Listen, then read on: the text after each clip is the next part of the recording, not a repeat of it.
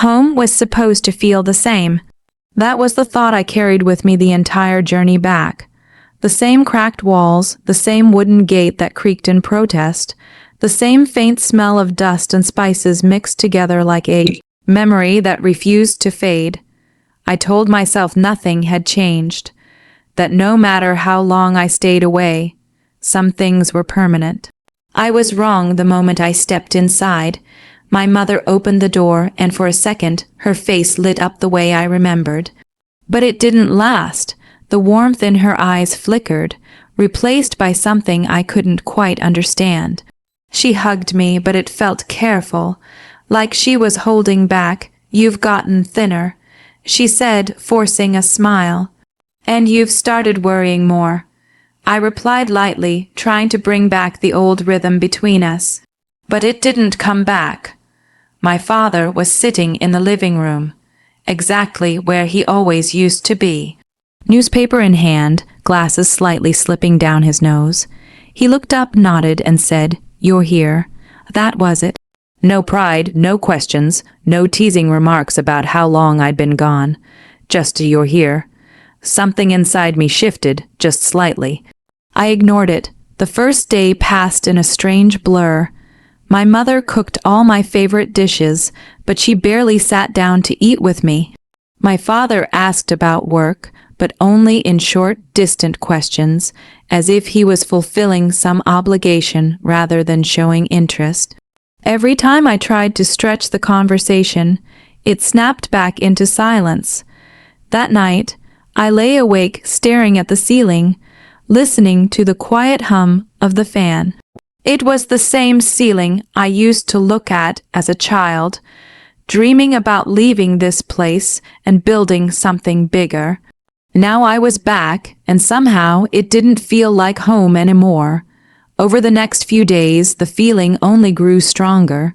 It wasn't anything obvious, nothing I could point to and say, "This is wrong." It was smaller than that. Subtle. My mother would stop talking when I entered the room. My father avoided eye contact whenever certain topics came up.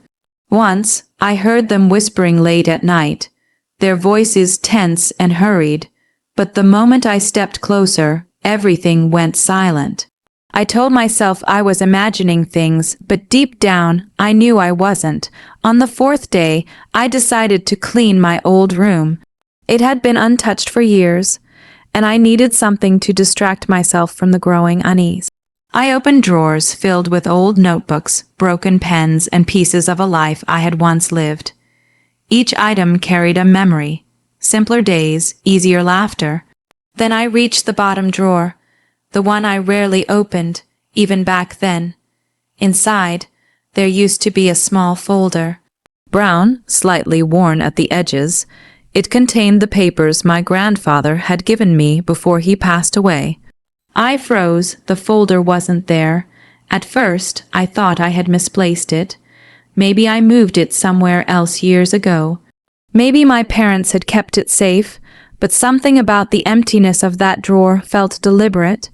My hands started moving faster, searching every corner of the room. Shelves, boxes, under the bed, behind old books. Nothing. A quiet panic began to rise in my chest. I walked out into the living room, trying to keep my voice steady. "Amy," I said, "do you know where the old folder from my room is? The one with Dada's papers?" For a split second, just a second, her expression changed. It was quick, almost invisible, but I saw it. "Oh, that," she said, turning away too quickly. "It must be somewhere. You always kept your things messy." I frowned. I didn't misplace that. It was important. My father lowered his newspaper slightly. "Why are you worrying about old papers now?" he said. "Focus on your future." Old papers, that's what he called it. Something inside me tightened. They weren't just papers, I replied. They were legal documents. The room went quiet, too quiet. My mother busied herself in the kitchen, clattering utensils louder than necessary. My father lifted his newspaper again, hiding behind it as if the conversation never happened. And in that moment, I understood something I didn't want to admit. This wasn't forgetfulness, this wasn't carelessness, this was something else, something they weren't telling me. I stood there, watching them pretend everything was normal, while the silence between us grew heavier with every passing second. For the first time since I came back, a thought crossed my mind, sharp, unsettling, and impossible to ignore. What if the thing I had lost wasn't lost at all? What if it had been taken? And worse, what if the people I trusted the most were the ones who took it? Once a doubt enters your mind, it doesn't leave quietly. It lingers, it grows. It reshapes everything you thought you knew. After that day, I couldn't look at my parents the same way. Every word they spoke felt measured. Every silence felt intentional.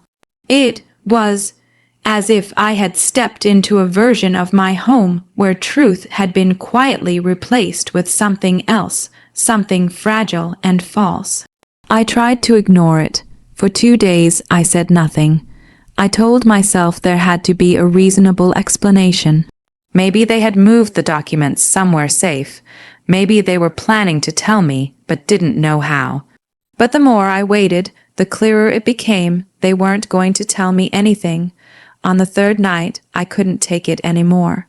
Dinner was unusually quiet. The sound of spoons against plates echoed louder than usual, filling the empty space where conversation used to live. My mother avoided my eyes. My father ate slowly, focused on his food as if nothing else existed. I put my spoon down. "Where are the papers?" The question cut through the room like a blade. Neither of them responded. "I'm asking you something," I said, my voice firmer now. "Dada's documents, the land papers, where are they?" My father sighed, not looking up. "We already told you, you must have misplaced them." "That's not true," I snapped. "I know exactly where I kept them." My mother shifted uncomfortably. "Why are you making this into a big issue?" she said softly. "They're just papers, the same words again. Something inside me burned. They're not just papers," I said, my voice rising despite myself. "That land was given to me by him. You both know that." Silence, heavy, suffocating.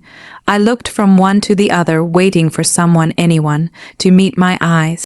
No one did, and that's when I realized they weren't confused. They were hiding something. "Did you sell it?" I asked. The words came out before I could stop them. My mother's hand froze midair. My father finally looked up, his expression sharp and defensive. "What kind of question is that?" he said. "The kind that deserves an answer." I replied.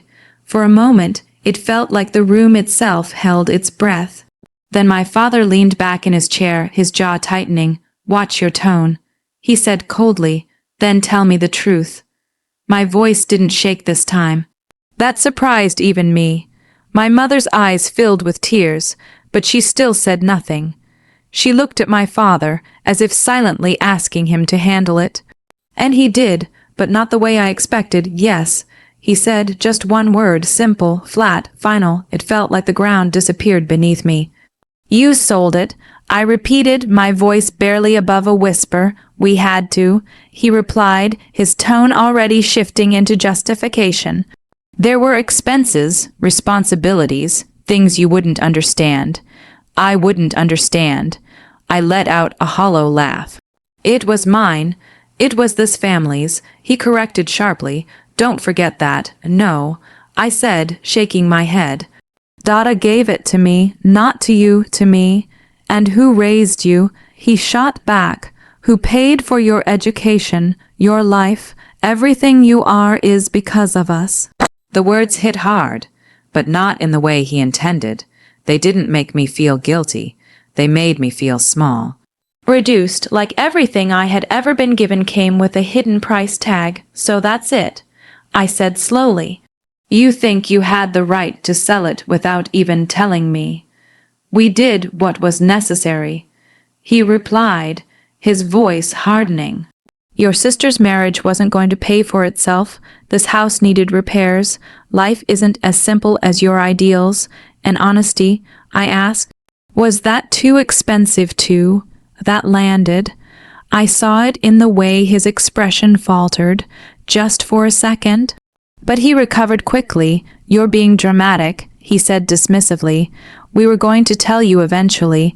"Eventually," I repeated. "After what? After everything was gone?" My mother finally spoke, her voice trembling. "We didn't want to hurt you." I looked at her, really looked at her, and felt something inside me crack. "You didn't want to hurt me," I said quietly, "so you chose to betray me instead." Tears rolled down her cheeks. But for the first time in my life, they didn't move me, because this wasn't an accident. This wasn't a mistake. This was a decision, a choice they made together without me. I stood up slowly, the chair scraping loudly against the floor. Neither of them tried to stop me. Neither of them said anything, and somehow that silence hurt more than everything else. Because in that moment, it became painfully clear I hadn't just lost my inheritance. I had lost something far more important. Trust, and once that breaks, it doesn't come back the same. After that night, something inside me went completely still. Not calm, not healed, just still. The kind of silence that comes after a storm. Not because everything is fine, but because there's nothing left to say. I stopped arguing. I stopped asking questions. My parents must have thought I had accepted it, that I had finally understood their reasons. My father went back to his routines, speaking to me only when necessary. My mother tried, in small ways, to act normal, extra food on my plate, soft questions about my day, but it all felt distant, rehearsed, like we were pretending to be a family. But I wasn't pretending anymore. I was thinking. Every detail of that conversation replayed in my mind, over and over again. The way my father said we had to. The way my mother couldn't meet my eyes. The way they both expected me to simply move on. It didn't make sense, not completely, because I remembered something they clearly didn't. My grandfather was not careless. He was not a man who left things unfinished. When he gave me that land, he made it very clear. It was mine, and it would stay mine. No one can take it from you. He had said once, his voice firm despite his age, "Not unless you allow it." At the time, I didn't think much of those words. Now they echoed differently, "Not unless you allow it." I hadn't allowed anything. So how had they sold it? That question stayed with me until I couldn't ignore it anymore. One afternoon, when the house was unusually quiet, I went back to my room. Not to search the same places again, I had already done that, but to look deeper for something I might have missed. I pulled out the old wooden trunk from beneath my bed. It belonged to my grandfather, filled with things no one had touched since he passed away. My parents never cared much for it. To them, it was just a box of useless memories. To me, it was something else. I opened it slowly. A faint smell of old paper and time rose into the air. Inside were folded clothes, yellowed letters, and small items wrapped carefully as if they still mattered. I began going through everything, piece by piece. At first, it felt pointless, just memories, nothing more. But then I found it, a small envelope tucked beneath a stack of old documents. My name was written on it in my grandfather's unmistakable handwriting. My breath caught. For a moment, I just stared at it, afraid to open it, as if whatever was inside had the power to change everything. And maybe it did. My hands trembled slightly as I tore it open. Inside was a single sheet of paper. Old but preserved, official. I unfolded it carefully, my eyes scanning the text once, then again, then a third time, just to be sure I wasn't imagining it. It was a legal addendum, attached to the original inheritance. My heart started pounding. The document stated, clearly and unmistakably, that while the land had been transferred under family oversight, any final sale or transfer required my direct written consent and signature. Without it, the transaction would be considered incomplete, invalid, my signature, something I had never given. For a few seconds, the world around me seemed to disappear. All the confusion, all the anger, all the helplessness I had been carrying, it shifted, rearranged itself into something sharper, clearer. They had sold the land, but they hadn't had the right to fully do it. Not legally, not completely. And somehow they had either forgotten this paper or hoped I never found it. A slow breath escaped my lips. For the first time since I returned home, I didn't feel lost. I felt in control. Not because I wanted revenge, but because the truth was finally on my side. I sat there for a long time, the paper still in my hands, thinking about everything that had happened. The lies, the silence, the way they had made me feel powerless in my own story. And now that power had quietly returned. Not through anger, not through confrontation, but through something simple, a piece of paper they overlooked. A final protection left behind by someone who had trusted me enough to prepare for this exact moment. A small, almost invisible smile formed on my face, not out of happiness, but understanding this wasn't over. Not even close, because for the first time I wasn't reacting anymore. I was planning, and this time I wouldn't be the one caught off guard. Revenge doesn't always arrive with noise. Sometimes it walks in quietly dressed as patience, guided by clarity, and executed with precision so clean that no one sees it coming until it's already done. That's exactly how I chose to move forward.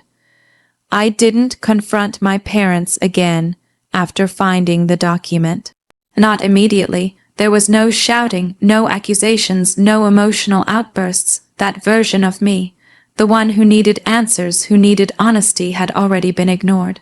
This version of me didn't need their words anymore. I needed results. The next morning, I left the house early without saying much. My father assumed I was out meeting friends. My mother asked if I'd be back for dinner. I simply said, maybe. Instead, I went straight to a lawyer. His office was small but organized, filled with files stacked neatly like quiet witnesses to hundreds of untold stories. I handed him the document without explaining much and watched his expression carefully as he read through it. At first he seemed indifferent, then focused, then interested. "Where did you get this?" he asked, looking up at me. "My grandfather," I replied. He nodded slowly, tapping the paper with his pen. "This changes things," he said. "A lot." I didn't feel surprised. I felt confirmed. He explained everything in detail, the kind of detail my parents had hoped I would never hear. The sale they had made wasn't fully valid. Without my signature, the transfer of ownership could legally be challenged. Not just questioned, stopped, reversed. They took a risk. The lawyer added, or maybe they didn't know about this clause. "Oh," I said quietly, "they knew enough." That same day, we began the process. No drama, no public scenes, just paperwork, filings, and a chain of actions set into motion like falling dominoes. Days passed. At home, nothing seemed different on the surface. My father still read his newspaper. My mother still asked if I'd eaten. The same routines played out, as if reality hadn't already started shifting beneath them. But I could see it coming. The cracks, the tension, the unease they couldn't yet explain, and then it happened. A legal notice arrived. I wasn't there when it was delivered, but I didn't need to be. I could imagine it clearly, the confusion on my father's face as he read it, the way his hands must have tightened, the moment realization began to settle in. By the time I walked into the house that evening, everything had changed. They were waiting for me. The paper was on the table. My father stood beside it, his face pale but controlled. My mother sat down, her eyes already red from crying. "You went to a lawyer," he said. It wasn't a question. I placed my bag down calmly. "Yes, you're challenging the sale." His voice was tighter now. "I'm correcting it. I replied. Silence filled the room thick and heavy. You could have talked to us first, my mother said, her voice breaking. I looked at her, really looked at her, and for a brief moment I saw the same softness that used to comfort me as a child. But it didn't reach me anymore. I did talk to you, I said quietly. You just didn't tell me the truth. That ended it. There were no more arguments after that, because this time there was nothing left to twist, nothing left to hide behind. The process moved forward steadily. The buyers, once confident in their purchase, quickly withdrew when the legal complications became clear. The deal collapsed under its own weight. Money had to be returned. Agreements had to be undone.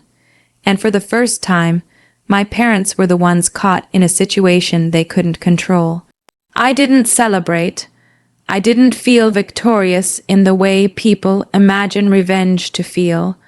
What I felt was balance. Like something that had been tilted too far in one direction had finally been set right. Weeks later, everything was settled. The land was back, legally, completely, untouched, but by then, something else had already changed in a way no document could fix. I packed my things quietly. My mother stood by the door, watching me, her hands trembling slightly. "You're leaving?" she asked. "Yes. For how long?" I paused for a moment. "I don't know." My father didn't say anything. He just stood there, silent, as if words had finally lost their power, and maybe they had. Before stepping out, I turned back one last time. "I didn't do this to hurt you," I said. "I did it because you already did." No one responded. There was nothing left to say. I walked out of that house not with anger, not with bitterness, but with something far more final, understanding. Because in the end, the sweetest revenge wasn't taking everything back. It was realizing that what they lost was something they could never recover. Not the land, not the money, but me. And that was a loss no paper in the world could ever fix.